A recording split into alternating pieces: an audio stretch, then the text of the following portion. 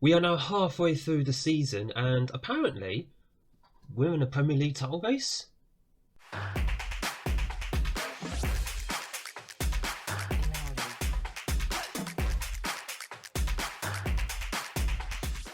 Hello, and welcome back to episode 28 of Unemployed to Legend with Norwich City. My name is Craig, and coming up in today's episode, we have two big clashes at the top of the Premier League: home against Chelsea and away against Newcastle United. Now, I did mention in the intro, we're halfway through the season now, and we're at the top of the league. I don't think anybody predicted this. Certainly the board didn't predict this. We were predicted just to finish in the top half of the league. But instead we find ourselves sitting in mid-season title race, which is why I brought it back for this episode for these two games specifically, because these two games will go a long way to determining, are we going to stay in a title fight for the second half of this season? The form recently, if I just scroll up, has been absolutely fantastic. Where was we? Ajax for the last episode. Since then, 4 wins on the bounce. I haven't played this game for a few days because of work and everything, so I hope we get to continue our good form, because Chelsea and Newcastle, yeah, 4th and 2nd in the league.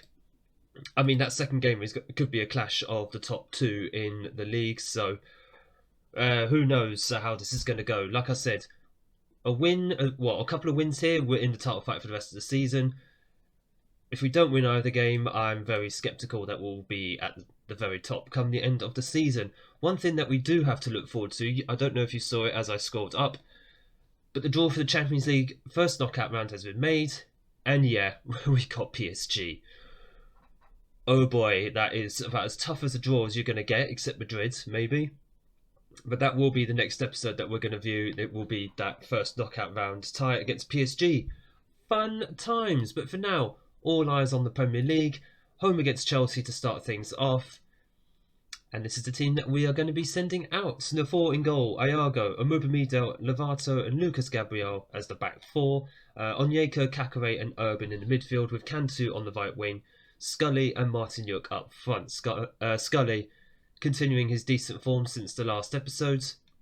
In fact, how many goals has he scored recently? I'm trying to re-familiarise myself with what's been going on. Okay, he scored once in 3 games. He's put up some decent ratings though, so he must be doing something right, helping us to victory. Injury-wise in this squad, Zolis is out with a virus, so he'll be back in a few days. He'll probably miss both games though. Hodao is out for another 6 days. He's definitely missing both games. And Raishal still recovering his recuperation from a broken leg, so he's more than likely going to be out for the rest of the season. Other than that, we've had a game against Everton just a few days ago, so there are a few tired players who are being rested, the likes of Evan Terrell, Bensouda and Nani, who won Young Player of the Month for the Premier League in December? Yeah, in December. I should point out we're now just into New Year 2030, so there will be transfers possibly this summer. This month, this January. Good grief, we're not doing summer transfers. This is the final season as it is. But the transfer window hasn't actually opened yet, so we could just focus on this game without actually going through who's actually come in so far. But I am hoping to make a couple of moves just to increase the squad depth, because some players are getting tired or there's going to be injuries. I mean, I've just seen Onyeka is actually tired. That's a bit of an oversight on my part. I've started playing him in this match thinking he was actually very fit. No, he's not. Gabriel, Lovato are also tired. Oh god, Onyeka is very tired. I should probably have just played Navarro, because we have Newcastle in a few days and I kind of want Onyeka to be fit for that. So it's a bit of a problem that he's already tired. Omobamidel bringing the ball out from defence as he tends to do. He plays more as an attacking midfielder half the time, and there is Martinyuk, not Onyeka, and Martinyuk has just scored from a Omobamidel cross. He's my central defender and he's playing like a winger. Look where he is. I mean, he just about kept hold of the ball there thanks to Iago. Martinyuk thankfully back on the score sheet. He's been out for a couple of weeks, not with injury, but he needs to go on a rest, and that is the result of him taking a rest. Lovely stuff. Norwich 1, Chelsea 0. Thank goodness Martinyuk back on the score sheet. Martinyuk with the corner, but it doesn't meet the head of Scully. Past that. Oh, for goodness sake. Martinyuk, Mikola. What is going on, man? Thankfully that ball is just flicked on. Gabriel taking his sweet time sweeping the ball up. If we could just get the ball to one of our boys. Come on, play it on. Lovely. Scully flicks the ball on. Martinyuk should have scored, though. Look at how tall Scully is. He just stands out, doesn't he? You can see exactly where he is.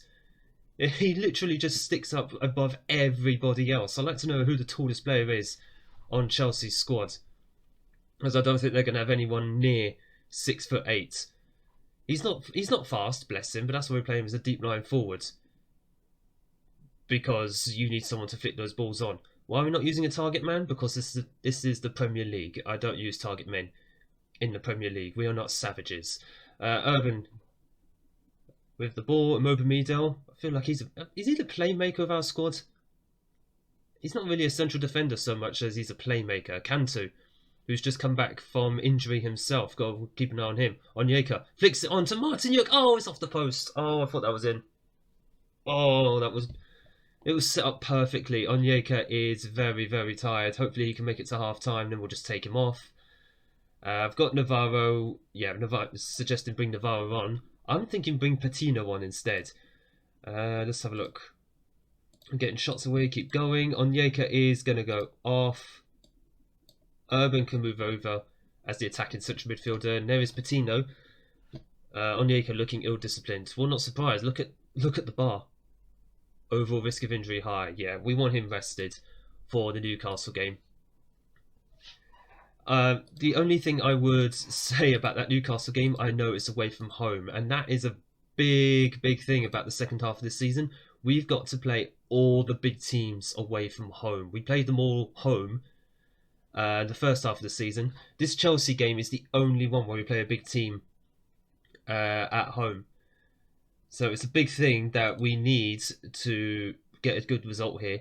Speaking of which, Matteo Lovato is tired, so I know he's tired, but Terrell's going to come on for the final 20 minutes. And good grief, my entire defence is shattered. So is my midfield. I say choices, but we need to be making the less risky choices right now. I would say just freshen up the defence, but what about the attack as well? There is Gabriel trying his absolute best. I'm thinking we're probably going to need our entire defence to be rested for the Newcastle game. And oh dear, yeah, I saw that coming. As soon as my players get tired, that sort of thing just happens. And it is annoying because unfortunately there's not too much I can do about it. We're going to have to make that final substitution. Nani, he's been rested for midweek. Hang on, we are midweek. He's been rested for the weekend. Rodrigo. We're just going to swing Rodrigo on. There's nothing else for it because I need Cantu rested. He's only just come back from injury himself. And we can't encourage. Yes, we can encourage. And it's like the 88th minute. For goodness sake. Newcastle is going to be an absolute joy because, well, their team is obviously very, very good. All the oil money. Iago. Don't be playing with the ball at the back at this late stage. Iago. We can just create a chance. There's Martinyuk. That chance coming. Oh, disguise it. No. That was not what we wanted. Oh dear. You know what? I'll take the draw. Considering we only played Everton a few days before. I'll take the draw. Would rather win, but... You were unlucky today. Yeah, just roll with that. We're just tired. And that's a problem. We'll have a few more players back against Newcastle. In fact, did Newcastle lose? Oh, wow. They lost to Aston Villa. But we got Liverpool breathing down our necks after a 5-1 win. Haaland is just stupid good. Who would have thought? Right. Newcastle. St James's Park. Right. Second match against Newcastle. And there have been a few changes to the starting 11 for this game. Wallace coming in at right back. Terrell coming in at centre back for Mobamidel. Bulgarelli and Navarro coming in for Kakare and Urban respectively. Rodrigo coming in for tired Cantu. And Nani slotting in for Mark Scully, who is not as tired, but I just think we need something a little bit different up front. And Nani and Martinyuk are a partnership, well, that works as judged by the green line. But also, did I tell you Nani won Young Player of the Month in the Premier League in December? So it's always worth having that sort of player in your team because clearly there's something about him. But honestly, Nani has had a very good season so far. He's just, well, constantly tired because, of course, we play a lot of games, and obviously we're playing, I think, effectively, what, 2 games a week at the moment? I mean, that's going to come to an end after this one because we've got only games on Saturday for like the next few weeks, which does help with the recovery of my squad, hopefully. So let's just see how we do in this one. Of course, Newcastle third in the league, 4 points behind us currently. They did slip up in their last game against Aston Villa. They lost 2-0, so we actually gained a point over them, which is good to see. But of course, as mentioned before, we've got to play all the big teams away from home. So we still got to go to Liverpool, Manchester United, Man City, Arsenal. What's the chances that we'll be at the top of the league come the end of the season? As Newcastle had a corner there, thankfully just about cleared, but not too far. They still have the ball. If we could get it back quickly. Why is no one closing him down? Oh, I haven't got tight marking on him. That's why. Ball lofted into the area. My goodness, that just literally lofted over, and I don't know why Nafor didn't save that. It's a good shot from Doku, but it was straight at the keeper. There's just been so many questions over Nafor recently. Let's have another look at this. Just zoom out a little bit so we can see Nafor right down here. No, he should have saved that. He should have saved that. The thing is, I actually do have a good second keeper in Van der Voort, who's been playing, well, I say playing in the cups, but he's only played like 1 game. But my goodness, we haven't taken any shots. We've not seen anything from us in that entire first half. That was just poor. That was absolutely poor. Right, cross from the byline for Rodrigo. Onyeka is not looking good at the moment. I think he just needs to rest, doesn't he? Kakare is going to come on. Is he going to go? No, we'll put Navarro to go forward. We'll see how that goes. I mean, it might just be a case of we're not ready to go away to some of these big teams just yet. Bulgarelli is showing as tired. In fact, no, hang on. Is he like 1 yellow card away? What's the point? Might as well just play him on then. Right, Newcastle are forward here. Oh, good block there. I don't know who that was. Was that Novato? Wouldn't surprise me. Iago is also tired. Now Bulgarelli. Oh no, he's a damaged foot. Yikes. Okay, Patino might have to come on, and Kakare will probably have to go into that ball-winning midfielder position.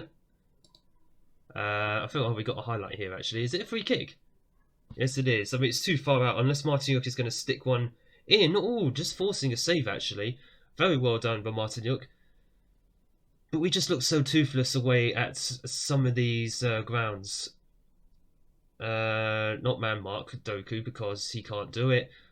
I was going to say, good tackle, but nobody was there to actually take advantage. Oh God, good save there by Nafor. But these teams, they're just so good, and they just pass around us. Iago is tired. I do want to make that change for Bensouda. And I think we have one more. It is constant highlights at the moment, but it is literally nothing to do with us. And it is just deflating that we can't get a hold of the ball. Right, we're going to have to do something here, because this clearly isn't working. Nani is going to... No, just stay up front. Who can actually play forward?